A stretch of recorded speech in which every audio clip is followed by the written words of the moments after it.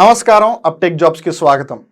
మామూలుగా ఎప్పుడైనా ఒకవేళ స్కూల్లో మన పిల్లవాడు ఉంటే పిల్లవాడు ఎలా చదువుతున్నాడు, పరీక్షల్లో మార్కులు ఎలా వచ్చాయని క్లాస్ టీచర్ని అడగడం సహజం. It's quite normal. ప్రజాస్వామ్యంలో మన నాయకులను మనం ఎన్నుకుంటాం.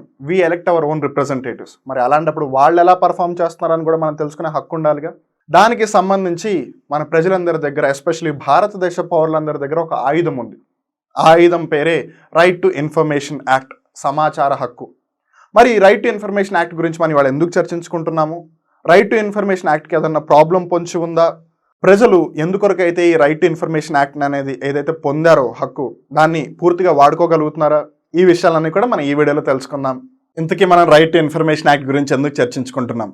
According to a report, the backlog of appeals or complaints under the Right to Information Act is steadily increasing in information commissions every year.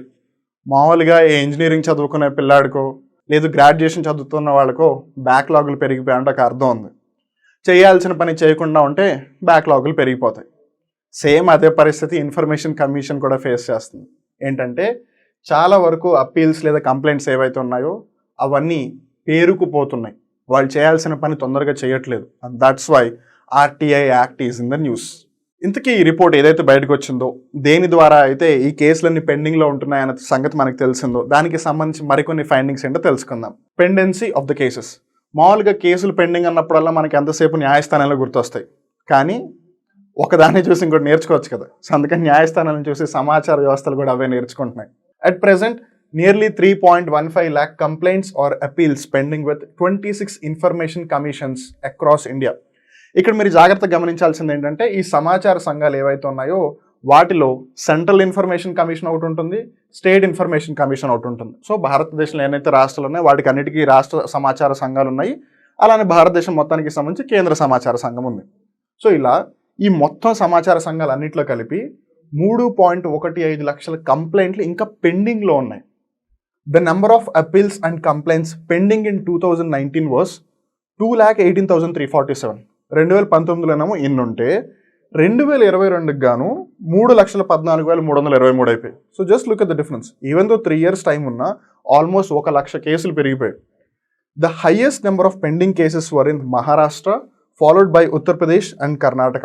So ఎక్కువ కేసెస్ ఎక్కడ పెండింగ్లో ఉన్నాయంటే అన్నిటికంటే ఎక్కువ మహారాష్ట్రలో, తర్వాత ఉత్తరప్రదేశ్, తర్వాత Karnataka.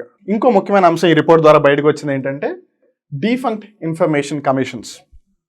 2 out of 29 information commissions across the country are completely defunct. అంటే మొత్తం 28 స్టేట్స్ అలానే సెంట్రల్ ఇన్ఫర్మేషన్ కమిషన్ ఏదైతే ఉందో దానికి సంబంధించి ఆ 29లో 2 అసలు అవి పని చేయట్లేదు. 4 of them headless at the moment. Headless అంటే తలకాయ లేకపోవడం అని కాదు, ఆ సంఘానికి అధ్యక్షత వహించడానికి ఎవరూ లేరు అని అర్థం. అంటే 4 ఇన్ఫర్మేషన్ కమిషన్స్కి హెడ్స్ లేరు. Only 5% of the positions are occupied by women. మొత్తం ఉన్న అన్ని పొజిషన్స్లో ఓన్లీ 5% ఉమెన్కి అలాట్ చేశారు. Jharkhand and Tripura have been completely defuncted for 29 months and 15 months respectively. మనం ఇందాక ఆల్రెడీ తెలుసుకున్నాం 2 out of 29 అసలు పనిచేయట్లేదు అని. ఆ రెండు ఏవి అంటే జార్ఖండ్ అండ్ త్రిపుర. జార్ఖండ్లోనేమో 29 months నుంచి, త్రిపురలోనేమో 15 months నుంచి ఈ కమిషన్స్ అనేవి అసలు పనిచేయట్లేదు. 29 months 15 months అంటే ఆ మంత్సేగా అనిపిస్తుంది. 29 months అంటే 2 years 5 months, 15 months అంటే 1 year 3 months. జస్ట్ ఇమాజిన్, అంతకాలం పాటు ఇన్ఫర్మేషన్ కమిషన్ లేకపోతే ఇంకా అసలు పెట్టి లాభమే ఉంది. Manipur, Telangana, West Bengal and Andhra Pradesh are without chiefs. మనం ఇందాక తలకాయలు లేరు, సరే అధ్యక్షత వహించడానికి ఎవరు లేరని సంగతి తెలుసుకున్నాం కదా. ఆ 4 రాష్ట్రాలు ఏవి అని చూస్తే మణిపూర్, తెలంగాణ, వెస్ట్ బెంగాల్, ఆంధ్రప్రదేశ్. ఇంకో అంశం ఏంటంటే టార్డీ డిస్పోజల్ ఆఫ్ కేసెస్. ఒకటి ఆల్రెడీ కేసులు పెండింగ్లో ఉన్నాయి. దానికి గల కారణం ఏంటంటే వాళ్ళు చాలా స్లోగా పనిచేస్తున్నారు. The report also flags concerns regarding tardy disposal rates in several commissions and the lack of transparency in their function. ఒకటి, వాళ్ళు చాలా స్లోగా పనిచేస్తున్నారు. ఆబ్వియస్లీ జార్ఖండ్లో వాటిలో ఆల్రెడీ త్రిపురలో ఇన్ఫర్మేషన్ కమిషన్స్ లేవు, కొన్నిటికి చీఫ్స్ లేరు. చీఫ్స్ లేనప్పుడు ఆబ్వియస్లీ కింద వాళ్ళకి ఏం చేయాలనేది ఐడియా ఉండదు. అందుకే లీడర్ అనేది చాలా ఇంపార్టెంట్. సో మరి ఇప్పుడు వాళ్ళందరూ లేరు కాబట్టి ఈ కేసులన్నీ పెండింగ్లో ఉన్నాయి. దానికి తోడు కొత్త కంప్లైంట్స్ వస్తున్నాయి. వీటన్నిటికి తోడు ట్రాన్స్పరెన్సీ కూడా తగ్గిపోయింది. ట్రాన్స్పరెన్సీ అంటే ఏంటి? పారదర్శకత. అంటే ఎవరేం చేస్తున్నారని అందరికీ తెలియడం. సో ఎవరేం చేస్తున్నారో ఎవరికి తెలియట్లేదు. అందుకని ఎవరికి వాళ్ళు పట్టించుకున్నట్టే ఉంటున్నారు. పట్టించుకోవట్లేదు కాబట్టి కేసులు ముందుకు కదలట్లేదు. అందుకే కేసులు పెండింగ్లోకి వచ్చేస్తున్నాయి. ఈ filing facility for RTI applications. ఇప్పుడు ఆర్టీఐ అంటే ఏంటి? Right to information act. Well, దీని గురించి మనం ఇంకొంచెం సేపట్లో ఇంకా పూర్తిగా తెలుసుకోవడానికి ప్రయత్నిద్దాం. బట్ యాజ్ ఆఫ్ నౌ ఏంటంటే, గవర్నమెంట్ ఎలా పనిచేస్తోంది అని తెలుసుకోవడానికి యాజ్ ఎ సిటిజన్ మనకున్న ఒక రైట్ అది. ఈ ఆర్టీఐని త్రూ ఆఫ్లైనే మనం ప్రొవైడ్ చేయగలం. కానీ ఈ ఫైలింగ్ అనేది ఇప్పటివరకు కొన్ని కమిషన్స్లో మటుకే సాధ్యపడింది. వాటిల్లో ఎన్నిట్లో ఉంది ఈ ఫైలింగ్ అనేది చూస్తే only 11 information commissions out of 29 provide e-filing facility. So చాలామంది ఇక్కడ ఏమంటారు, ఎప్పుడు కూడా ఆప్టిమిస్టిక్గా ఉండాలి, పాజిటివ్గా చూడాలి. సో 29లో అట్లీస్ట్ 11 ఇన్ఫర్మేషన్ కమిషన్స్లో ఈ ఫైలింగ్ ఉంది, సో చప్పట్లు కొడతారు. సో ఇప్పుడు 11 ఉంది కాబట్టి రేపు 15 అవుతుంది, ఎల్లుండి 20 అవుతుంది, ఆ తర్వాత 29కి వస్తుందని.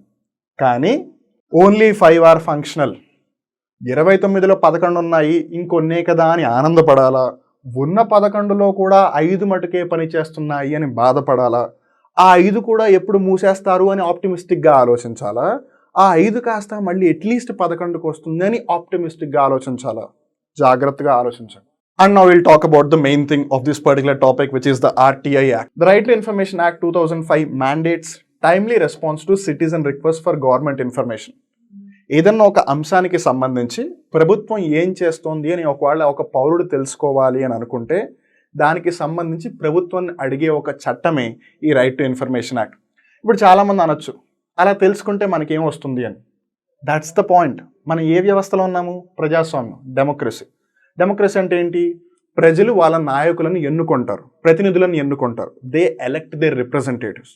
మరి వాళ్ళని ఎన్నుకుని వాళ్ళని ప్రజా వ్యవస్థలో కూర్చోపెట్టి వాళ్ళకి కొన్ని శక్తులు ఇచ్చి సరిగ్గా పరిపాలించండి అని చెప్పినప్పుడు లంచాలు తీసేసుకుని దోపిడీలు చేసి చేయాల్సిన పని చేయకుండా ఏదో వాళ్ళ కంఫర్టబిలిటీ కోసం వాళ్ళు కావాలనుకున్నారు కాబట్టి వాళ్ళని పవర్లో కూర్చోబెట్టాము అన్నట్టుగా వ్యవహరిస్తే ఇంకా ప్రజాస్వామ్యం ఎందుకు?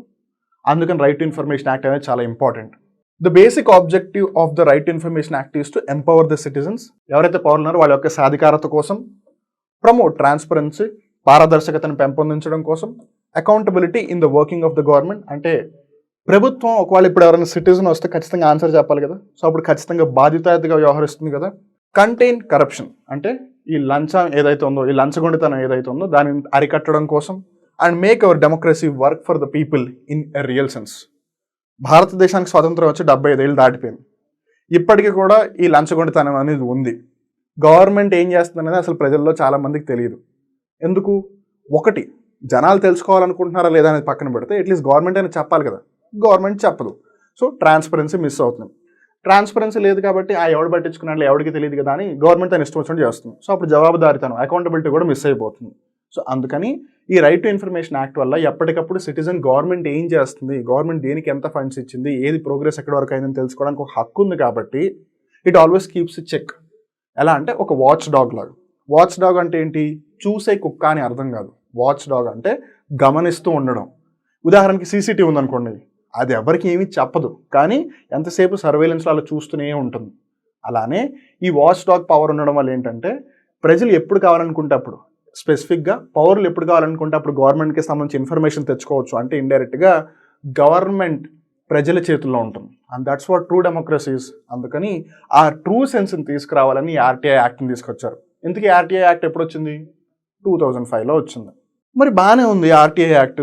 దీంట్లో ఇన్ని ప్రాబ్లమ్స్ ఎందుకు వస్తున్నాయి? ఎందుకు కేసులు ఎంత పెండింగ్లో ఉంటున్నాయి? ఎందుకు వాళ్ళు చాలా లిథార్జిక్గా పనిచేస్తున్నారు? ఎందుకు అంత ఎక్కువ కేసులు డిస్పోజల్ అవ్వట్లేదు క్విక్గా? అంటే non complaints in proactive disclosure by public authorities. అంటే ఇప్పుడు ఒక డిపార్ట్మెంట్కి సంబంధించి ఒక కంప్లైంట్ ఫైల్ చేశారు అనుకోండి, ఆ డిపార్ట్మెంట్ ఒకవేళ ఆన్సర్ ఇవ్వట్లేదు అనుకోండి, ఇన్ఫర్మేషన్ కమిషన్ ఏం చేస్తుంది? Because the information commission's duty is to gather information from the respective department and give it to the citizen who have asked for it. So ఎవరైతే ఒక అంశానికి సంబంధించి కంప్లైంట్ ఇచ్చారు, ఉదాహరణకి ఇప్పుడు రోడ్ దానికి సంబంధించి ఒక కంప్లైంట్ ఇచ్చారు. సో ఇప్పుడు రోడ్ డిపార్ట్మెంట్ లేదా రోడ్ మినిస్టర్ ఏదైతే ఉందో వాళ్ళు ఆన్సర్ ఇవ్వాలి. వాళ్ళు ఇవ్వట్లేదు అనుకోండి ఆన్సర్, అప్పుడు ఇన్ఫర్మేషన్ కమిషన్ ఏం చేస్తుంది? Hostile approach of public information officers towards citizens and misinterpreting provisions of the right to information act to conceal information. అంటే ఒకవేళ ఎవరైనా సీరియస్ క్రిటికల్ ఇన్ఫర్మేషన్ అడుగుతున్నారు అనుకోండి, రిమెంబర్ ఆర్టీఐ యాక్ట్లోకి డిఫెన్స్ ఇలాంటివి ఎనీవేస్ రావు. ఒకవేళ మిగతా వాటికి సంబంధించిన సరే కొన్నిసార్లు క్రిటికల్ ఇన్ఫర్మేషన్ అడిగినా అది దేశానికి సంబంధించింది కాబట్టి అలాంటి ఇన్ఫర్మేషన్స్ ఇవ్వరు. సో జనరల్ ఇన్ఫర్మేషన్స్ ఇస్తారు. బట్ ఈవెన్ దెన్ అలాంటి వాటికి కూడా ఈ ఇన్ఫర్మేషన్ ఆఫీసర్స్ ఎవరైతే ఉన్నారో వాళ్ళు అడిగిన ఇన్ఫర్మేషన్ ఇవ్వరు. ఏదో ఒకటి చేసి తప్పుడు ఇన్ఫర్మేషను, లేదు ఇవ్వాల్సిన దాని బదులు వేరే ఇన్ఫర్మేషన్ ఇచ్చేయడము, లేదు పాత సమాచారం ఇవ్వడం, సంథింగ్ ఏదో ఒకటి చేసి అసలు హక్కు ఎందుకు ఇచ్చారు అని ఆలోచించుకునేలా చేస్తున్నారు. Lack of clarity on what public interest is and right to privacy. అంటే అసలు ప్రజలు ఏం కావాలనుకుంటున్నారు, వాళ్ళు ఎందుకు ఈ కంప్లైంట్ ఫైల్ చేసి ఉంటారు అనేది వాళ్ళకి అసలు తెలియని కూడా తెలియదు. తెలియదు ఇన్ ద సెన్స్ అంటే తెలిసి తెలియక నటిస్తున్నారా, లేదు నిజంగానే తెలియదా అని ఒక ప్రాబ్లం, అది మనకి ఎనీవేస్ తెలియదు. బట్ ఈవెన్ దెన్ అసలు ప్రజలు ఎందుకు కంప్లైంట్ చేశారని వాళ్ళు ఆలోచించట్లేదు. బికాజ్ వాళ్ళు అలా ఆలోచిస్తే అప్పుడు డెఫినెట్గా ఆన్సర్ ఇవ్వడానికి ట్రై చేస్తారు. అండ్ ఆబ్వియస్లీ గవర్నమెంట్కి సంబంధించి ఎప్పుడు ప్రాబ్లం ఉన్నా మనం ఆలోచించకుండా చెప్పే point lack of political will and poor infrastructure. Poor infrastructure అంటే రోడ్లు, రైల్వే ట్రాక్లు వేయడం కాదు. ఇన్ఫ్రాస్ట్రక్చర్ అంటే బేసిక్గా ఏదైనా ఒక అంశానికి సంబంధించి ప్రాపర్ ఫెసిలిటీస్ ఉన్నాయా లేదా అని. ఇప్పుడు ట్రైన్ వెళ్ళాలనుకోండి, రైలు పట్టాలు అక్కడ ఉండే సరిపోదుగా, ట్రైన్ నడిపే వాళ్ళు ఉండాలి, వెనకాల గార్డ్ ఉండాలి, ట్రైన్కి సిగ్నల్ ఇచ్చే వాళ్ళు ఉండాలి, ట్రైన్కి సంబంధించి అడ్మినిస్ట్రేషన్ చూసుకునే వాళ్ళు ఉండాలి, క్లీనినెస్ ఉండాలి, అన్నీ ఉండాలా? అవన్నీ ఉంటేనే ట్రైన్ కదులుతుందా? అలానే ఇప్పుడు ఈ ఇన్ఫర్మేషన్ కమిషన్స్ అన్ని ప్రాపర్గా వర్క్ చేయడానికి ఏదైతే ఇన్ఫ్రాస్ట్రక్చర్ ఉండాలో అది సరిగ్గా లేదు. ఉదాహరణకి ఈ ఫైలింగ్ చూడండి. ఇప్పుడు ఒక మనిషి ఒక అంశానికి సంబంధించి ఇన్ఫర్మేషన్ తెచ్చుకోవాలంటే ఖచ్చితంగా ఆ పర్సన్ అక్కడ దాకా వెళ్ళాలి. ఆన్లైన్లో చేసుకోవడం కుదరదా? ఆన్లైన్లో మీరు ఫోన్ రీఛార్జ్ చేస్తారు, ఆన్లైన్లో గ్యాస్ బుక్ చేస్తారు, ఆన్లైన్లో సినిమా టికెట్లు బుక్ చేస్తారు, మీరు ఆన్లైన్లోనే టోల్ గేట్కి డబ్బులు కూడా కట్టేస్తున్నారు. మరి ఇవన్నీ ఆన్లైన్లో జరిగినప్పుడు ఆర్టీఐ ఎందుకు ఆన్లైన్లో ఫైల్ చేయడం కుదరదు? ఈ ఫైలింగ్ ఎందుకు జరగదు? 29లో ఓన్లీ 11లోనే ఈ ఫైలింగ్ ఉంది, ఆ 11లో కూడా 5లోనే అది పనిచేస్తుంది. అలా rejection of information request made by active citizens on important matters of public importance. అంటే కొంతమంది పౌరులు కీలక పాత్ర పోషిస్తూ ఉంటారు. వాళ్ళు ఒకవేళ ఏదన్నా ఇన్ఫర్మేషన్ అడిగారు అనుకోండి, కొన్నిసార్లు స్ట్రెయిట్ రిజెక్ట్ చేసేస్తారు, వాళ్ళకి కావాల్సిన ఇన్ఫర్మేషన్ ఇవ్వరు. Covert means of attacks and threats against RTI activists and applicants to suppress their voices. ఈ ఆర్టీఐకి సంబంధించి కొంతమంది స్పెసిఫిక్ పీపుల్ ఆర్టీఐ యాక్టివిస్టులుగా పిలువబడతారు. అంటే వాళ్ళ కీ రోల్ ఎక్కువగా ఆర్టీఎస్కి సంబంధించి ఉంటుంది. సో వీళ్ళందరూ ఎంతసేపు ప్రజలకి అంతా తెలియాలి అని ఫైట్ చేస్తూ ఉంటారు. ఇలాంటి వాళ్ళ మీద తెలిసి తెలియకుండా లేదా చాటున దాడులు చేయడం, కొన్నిసార్లు చంపేయడం ఇలాంటివి జరుగుతూ ఉంటాయి. మరి మనందరికీ తెలిసిందే కదా, భారతదేశంలో ఉన్నాము అంటే మనం ఖచ్చితంగా ఆప్టిమిజంతోనే ముందుకెళ్ళాలి, లేదంటే మనం బ్రతకలేము. Now what is the way forward then? Proper functioning of information commissions is crucial for people to realize their right to information. అసలు రైట్ టు ఇన్ఫర్మేషన్ యాక్ట్ అనేది ఎంత ముఖ్యమైనది అని ప్రజలు గుర్తించాలి.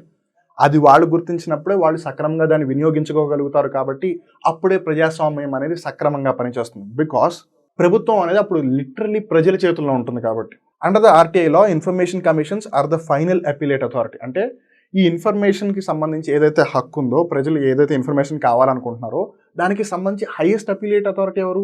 ఇన్ఫర్మేషన్ కమిషనే. మరి వాళ్ళే సరిగ్గా పని చేయకపోతే ఇంకా సమాచారం ఎలా వస్తుంది ప్రజలకి? And that's why they need to work good and are mandated to safeguard and facilitate people's fundamental right to information. ఇక్కడ చాలామంది రైట్ ఇన్ఫర్మేషన్ అంటే ఉంది, ఒక అప్లికేషన్ ఇస్తున్నారు, వాళ్ళు తిరిగి ఇన్ఫర్మేషన్ ఇస్తున్నారు, దానివల్ల కొన్ని విషయాలు తెలుస్తాయి, ఒకవేళ పెద్ద ప్రాబ్లం ఏదన్నా ఉంటే పెనాల్టీ వేస్తారు, లేదా దానికి సంబంధించి ఇన్వెస్టిగేషన్ జరుగుతుందని అనుకుంటారు. But that's not the only thing. జాగ్రత్తగా గమనిస్తే రైట్ టు ఇన్ఫర్మేషన్ అనేది ఒక ఫండమెంటల్ రైట్. మన ఫండమెంటల్ రైట్స్ ఏవైతే ఉన్నాయో దాంట్లో ఇది కూడా ఒక భాగం. And remember, it is also protected by the supreme court of India. Supreme court of India ద్వారా ప్రొటెక్ట్ చేయబడిన ఫండమెంటల్ రైట్స్లో రైట్ ఇన్ఫర్మేషన్ భాగమైనప్పుడు మనం దాన్ని ఖచ్చితంగా కాపాడి తీరాలి.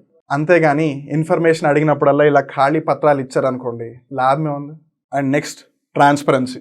There is an urgent need for the transparency watchdogs, అంటే ఈ information commissions to function in a more effective and transparent manner. అంటే వాడు ఏదైనా క్వశ్చన్ అడిగారు అనుకోండి, అపార్ట్ ఫ్రమ్ క్రిటికల్ ఇన్ఫర్మేషన్ అంటే డిఫెన్స్ లాంటి వాటికి సంబంధించి కాకుండా మిగతా ఏదైనా అడిగితే ఒకవేళ అది పర్వ్యూలోనే ఉంటే దానికి సంబంధించిన ఇన్ఫర్మేషన్ ఖచ్చితంగా ఇచ్చి తీరాలి. అంతేగాని రిజెక్ట్ చేసేయడం అలాంటివి చేసి దాని మీద ఉన్న నమ్మకం, ట్రస్ట్ పోతుంది. Digitization of the system. The digital RTI portal, both website and mobile app, can deliver more efficient and citizen-friendly services which are not possible through conventional mode. అంటే ప్రతి ఒక్కళ్ళు కూడా వచ్చి ఆఫ్లైన్లో అప్లై చేయలేరు, వాళ్ళకి అంత టైం ఉండదు. పొద్దున్న 9ంటికి వెళ్ళి సాయంత్రం 6ంటికి ఇంటికి తిరిగేసి వచ్చేద్దామా అంటేనే ట్రాఫిక్ లాంటివి పెట్టుకుని పొద్దున్న 7ంటికి ఆఫీస్కి వెళ్ళాల్సి వస్తుంది, రాత్రి 9ంటికి ఇంటికి రావాల్సి వస్తుంది. ఇలాంటి పరిస్థితులలో వాళ్ళు ఉన్న ఆఫీస్ అవర్స్ని మానుకుని ఇలాంటి అథారిటీస్ ఆఫీసెస్ దగ్గరికి వెళ్ళి వాళ్ళు ఇన్ఫర్మేషన్ అప్పీల్కి సంబంధించి కంప్లైంట్ చేస్తారు అంటే ఇంకా అది సినిమాల్లోనే జరిగినట్టు. అందుకని ఈ డిజిటల్ సేవలు అనేవి తొందరగా ఇంప్లిమెంట్ చేయాలి. This will be beneficial for both transparency seekers and the government. ఇప్పుడు ఈ ఫైలింగ్ స్టార్ట్ చేశారనుకోండి, గవర్నమెంట్స్కి కూడా ఎక్కువ స్టాఫ్ని మెయింటైన్ చేయాల్సిన అవసరం ఉండదు, ఎందుకంటే అంత ఆన్లైన్లో జరుగుతుంది కాబట్టి. అప్పుడు రిసోర్సెస్ని ప్రాపర్గా యూటిలైజ్ చేసుకోవచ్చు కదా. అండ్ మోర్ ఓవర్ జనాలకి కూడా ఆన్లైన్లోనే ఫైల్ చేయొచ్చు కాబట్టి వాళ్ళు ఆఫీసెస్కి వెళ్ళాల్సిన అవసరం ఉండదు, వాళ్ళ టైం కూడా సేవ్ అవుతుంది. So it's benefit for both the government and to the citizens as well. RTI, right to information act, it comes under the purview of fundamental rights. ప్రాథమిక హక్కుల్లో భాగంగా ఈ హక్కును కూడా పరిగణించబడుతుంది. చాలామంది ఈ వీడియోని ఇక్కడ దాకా చూసుండ్రు, ఆ విషయం నాకు తెలుసు, ఎందుకంటే ఇలాంటి అంశాల మీద ఎవరికి అంత ఇంట్రెస్ట్ ఉండదు అని వాళ్ళకి వాళ్ళే చెప్పేసుకుంటారు కాబట్టి. ఏ జబర్దస్త్ ఎక్స్ట్రా జబర్దస్త్ అయితే చివరి దాకా చూడొచ్చు, కానీ ఇలాంటివి ఎవరు చూస్తారు? బట్ ఏదైతేనే ఇక్కడ దాకా మీరు చూస్తూ వచ్చారు కాబట్టి ఎవరైతే చూస్తున్నారో జాగ్రత్త గుర్తుపెట్టుకోండి. కొంతమంది అతిరథ మహారథులు, మహానుభావులు ఇలాంటి వీడియోలు చూడరు, పట్టించుకోరు, పట్టించుకున్నా ఇంకోళ్ళకి చెప్పరు. మీరు ఎలాగో చూశారు కాబట్టి thank you first and foremost. అలానే మీ చుట్టుపక్కల వాళ్ళకి, మీ ఫ్రెండ్స్ అండ్ ఫ్యామిలీ మెంబర్స్కి అందరికీ కూడా ఈ రైట్ టు ఇన్ఫర్మేషన్ యాక్ట్ గురించి మీకు తెలిసినంత అయినా సరే చెప్పండి. అండ్ రిమెంబర్, చెప్పేటప్పుడు కరెక్ట్ ఇన్ఫర్మేషన్ని పాస్ చేయండి. సో దట్ ఒకవేళ వాళ్ళు ఫ్యూచర్లో ఏదైనా ప్రాబ్లంలో ఉన్నా, లేదు మేబీ మనలోంచి ఒక ప్రజానాయకుడు పుట్టుకు రావాలి అంటే అది హెల్ప్ అవ్వచ్చు.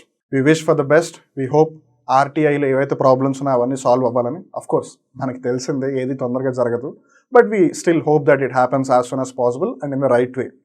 ఇక్కడితో వాళ్ళ కరెంట్ అఫైర్ ఎపిసోడ్ ముగుస్తుంది. మళ్ళీ ఇంకో రోజు ఇంకో కొత్త కరెంట్ అఫైర్ ఎపిసోడ్లో కలుద్దాం. అప్పటి వరకు చూస్తూనే ఉండండి అప్టేక్ జాబ్స్.